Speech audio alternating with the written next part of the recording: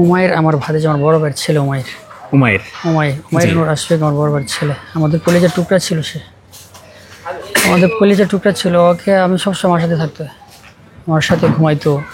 কোনো কিছু হলে আমার কাছে গিয়ে বলতো, আর আব্বুর কাছে যেটা না বলতো আমার কাছে গিয়ে সেটা বলতো, চাচ্চু আমার এটা লাগবে, চাচ্চু আমার ওটা লাগবে। পরপর সে বেশি কুক বেশি পছন্দ করতো, কুক খাইতো সে। আচ্ছা। কুক বেশি খাইতো। একটু বড় করে চাচ্চু কুক খাবো, টাকা দাও।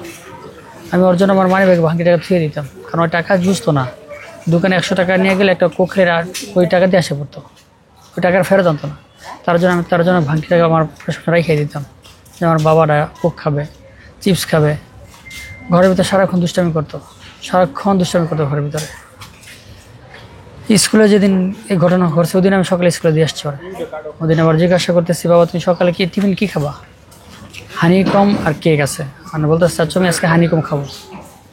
হানিকম তার ব্যাগে, সে ওদিনকে তার ব্যাগে নিয়ে যে বসছে, মাস্ক বার পড়ছে। প্রধান গেট থেকে আমি তার ব্যাগটা কাঁদে দিলাম, সে প্রধান গেট থেকে হেঁটে হেঁটে একা গেছে। অন্য সময় আমি নিয়ে যাই, ওদিনকে ওরা একা গেছে।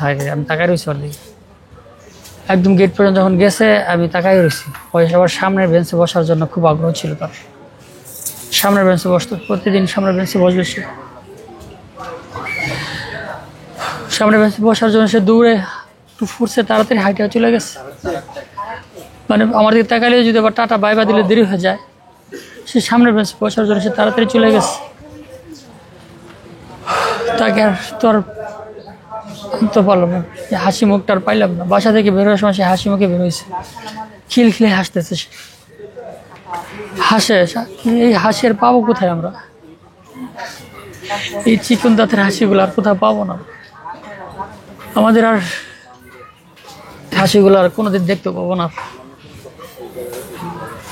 স্কুল থেকে যখন সংবাদ আসলো এরকম যে বিমান পড়ছে, আমরা তো দূরে গেছি। আমার ছোট বোন ওই ম্যালিসনের টিচার, অন্য সেকশনে পড়ায়। গিয়ে দেখি তাকে পাগলের মতো খুঁজতেছে, এই জায়গা থেকে ওই জায়গা থেকে। আমাদের দেখি ভাইয়া পাচ্ছি না উমারকে তো পাচ্ছি না ভাইয়া। আমি কোনো মতো দৌড়ে টোড়ে একটু চাপা দিয়ে ওদের ওর স্কুলের ক্লাসের রুমের গেটের সামনে গিয়েছে। আর এমনি দেখলাম সেনাবাহিনী ওরা নিয়ে বের হইতেছে। সাথে আমার ফুফাতো ভাই ছিল, আবার আমাদের এলাকার এক ভাই ছিল। তারা বলতেছে ওইদিকে উমাইর। আমি ওর মাথা থেকে বলছি যে না এটা আমার উমাইর, হ্যাঁ আমার উমাইর। আমি সেনাবাহিনী নিয়ে দৌড়তেছি, আমি ওনাদের পিছিয়ে দৌড়। আমি ওর গলা থেকে আইডি কার্ডটা পড়ে গেল, আমি আইডি কার্ডটা পুরাই নিলাম। পুরাই নিয়ে আমি সেনাবাহিনী গাড়িতে উঠাইলো, আমাকে অনেক জোর করে আমার ফুফাতো ভাই গাড়িতে উঠাইলো। উঠানোর পরে ও গাড়িতে উঠে গেল। প্রথমে দেখলাম যাবে বাংলাদেশ মেডিকেল, উত্তরা আধুনিক মেডিকেল যাবে।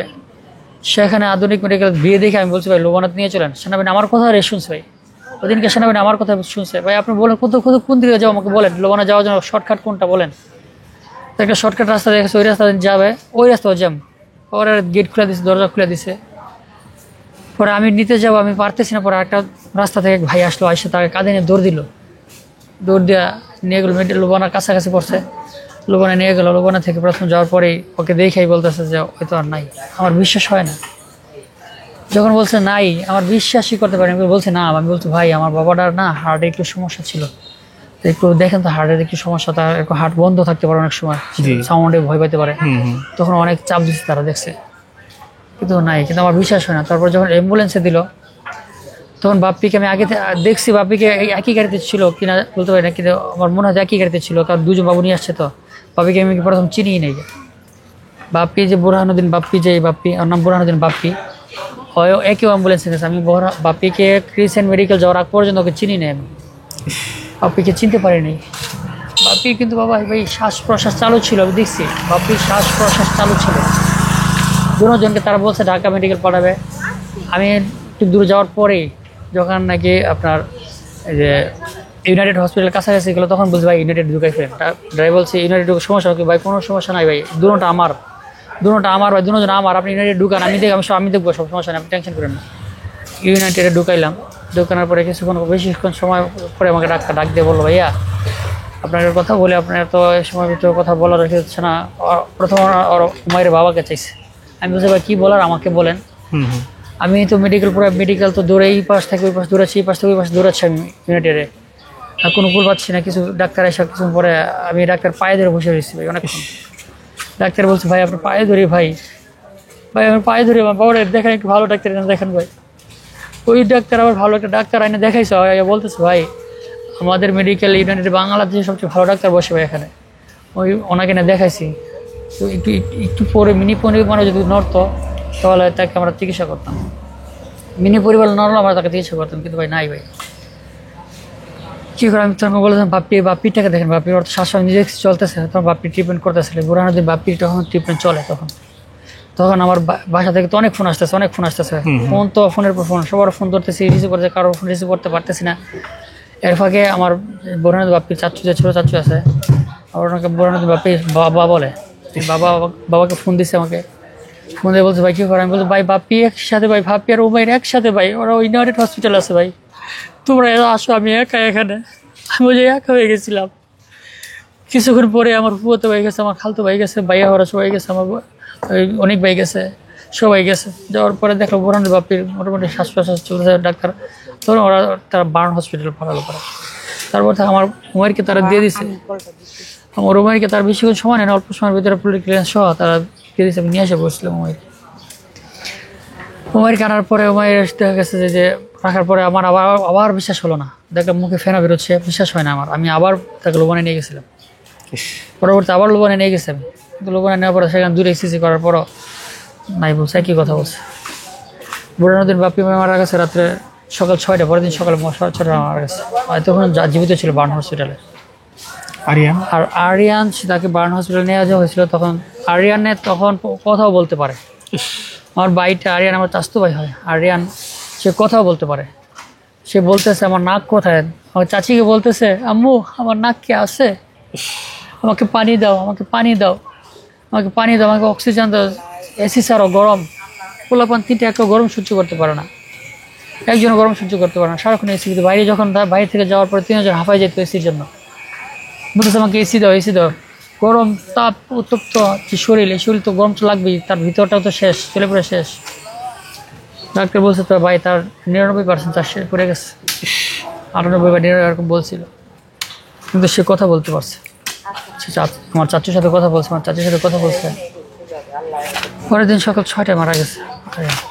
তো পড়ালেখায় খুব মনোযোগী ছিল, পড়ালেখা খুবই মনোযোগ ছিল, খুবই মনোযোগ ছিল পড়ালেখায়। মানে স্কুল যেদিন গেছে, যেদিন ঘটনা হয়েছে, এরা 10 দিন সে অসুস্থ ছিল, জ্বর ছিল। যেদিন গেছে ওদিনও তার জ্বর ছিল, আরিয়ান ওদিন হালকা হালকা জ্বর ছিল। বলতেছে আমি স্কুলে যাবো, আরিয়ান বলতেছে স্কুল বন্ধুদের সাথে সে মিল থাকবে, বোঝা থাকবে, কথা বলে ভালো লাগবে। তোমার চাচি ওর ওদিনকে মানা করে নাই, তো যাও স্কুলে গেলে হয়তো তার মনটা ভালো হবে, বন্ধুদের সাথে কথা বলে ভালো লাগবে, তার জন্য তাকে স্কুলে দিয়ে আসছিল। 3জনের প্রাইভেট ছিল, 3জনের কোচিং করে, 3জনই প্রাইভেটে ছিল। প্রাইভেটে তারা টিফিন খাবে, খাবারটা নিয়ে বসছে, হয়তো ওই সময় হয়তো ঘটনা ঘটছে। আপনি তো দেখো কোরআন পড়াতেন? হ্যাঁ কোরআন পড়াতেন। হ্যাঁ, আমি উমাইরকে আমি বিকালে আগের পরে আসরের পরে আমি কোরআন 2 বেশ কোরআন পড়াই।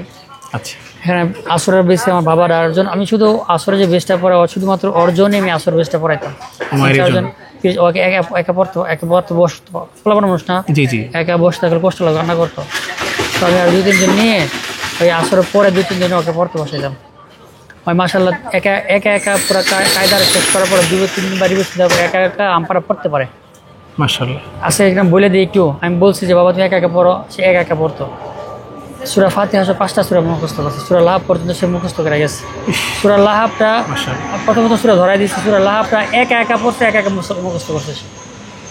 তার সাথে তার এই বান্ধবী ছিল সাইমা মারা গেছে স্কুলে, একই স্কুলে পাশেই ভাড়া থাকে তারা। সাইমাও একই অবস্থা, সে সাইমা কোরআন শরীফ মাত্র নিচে কিছুদিন আগে। সাইমাকে আমি ছোটো থেকে, যখন ছোটো সে বসতে পারে তখন থেকে আমার কোলেও থেকে সে পড়তো, বসে পড়তো। তার আম্মা বাবা সারাক্ষণ আমাদের বাসায় দিয়ে যেত, আমার ছোটো বোন তাকে পড়াইতো স্কুলে, ক্লাস প্লে থেকে তাকে পড়াইতো আমার ছোটো বোন। এই যে আরিয়ানদের বাসা সবসময় থাকতো, বেশিরভাগ সময় আরিয়ানদের বাসা আমাদের বাসায় সবসময় থাকতো। সাইমা 4টা বাজে আসতো, রাত 9টা বাজে বাসা যেত, সারাক্ষণ আমাদের বাসায় থাকতো, আমাদের এখানে থাকতো সে। আমরা যেন সবাই ওদের জন্য দোয়া করি, আল্লাহ তাআলা যেন সবাই তাদের দোয়া চাই। আমাদের একটাই চাওয়া যে আল্লাহ তাআলা, কারণ হাদিসে আসছে, বুখারী হাদিসে আসছে, নবী সাল্লাল্লাহু আলাইহি ওয়াসাল্লাম বলছে যারা নাকি আগুনে পুড়ে মারা যাবে, যারা নাকি পানিতে পুড়ে মারা যাবে, তারপরে যারা কুষ্ঠ রোগে মারা যাবে, কলেরা রোগে মারা যাবে, তারা শহীদ। রাসূল পাক সাল্লাল্লাহু আলাইহি ওয়াসাল্লাম হাদিস, এটা তো মিথ্যা না, এটা শহীদ। আল্লাহ তাআলা এই শহীদদেরকে যেন কবুল করেন এবং তাদেরকে জান্নাতের উচ্চ মাকাম দান করেন। এবং যারা এখানে শহীদ আছে, তার উমাইরের দাদা আছে, বাপ্পির দাদা আছে, আরিয়ানের দাদাও এখানে সে আছে, আরিয়ানের চাচু, সবার আমাদের আত্মীয় স্বজন এখানেই। আল্লাহ তাআলা সকলকে যেন জান্নাতুল ফেরদৌসে উঁচু মাকাম দান করেন। আপনারা সকলের কাছে দোয়া, আপনারা সকলে দোয়া করবেন, সবসময় দোয়া করবেন। আমিন।